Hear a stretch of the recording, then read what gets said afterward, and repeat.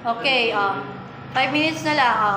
Bago tayo mag-start sa ating activity game, ay i-explain ko muna sa inyo kung ano yung gagawin nyo. Okay?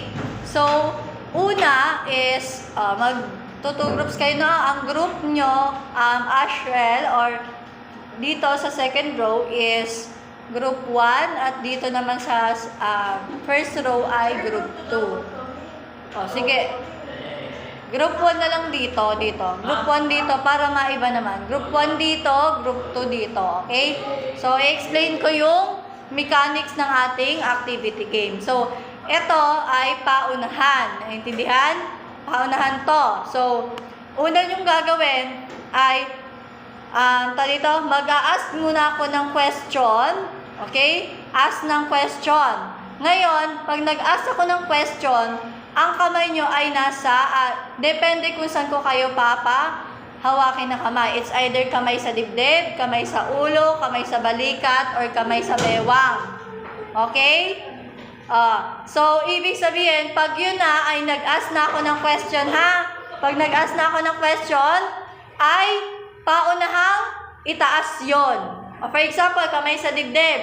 Pag natapos na ako ask ng question, tapos 1, 2, 3, go, tsaka lang kayo tataas. Or di kaya ay, kung alam nyo agad yung sagot sa tanong ko, pwede na kaagad kayo mag-raise ng hands. Okay? Oo. Now, pagkatapos nun, kung tama ang sagot nyo, pipindutin nyo dito yung ulo ng climber para magtaas, para makuha nyo yung flag dito sa PowerPoint na ginawa ko.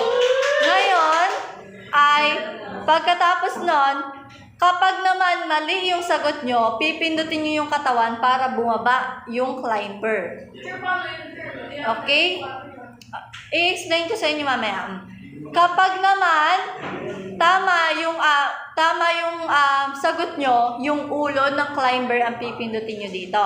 Naintindihan? At kung sinong unang makakuha ng flag dito sa aking ginawang power presentation, ay ibig sabihin, yun ang magiging perfect score sa quiz natin. Okay?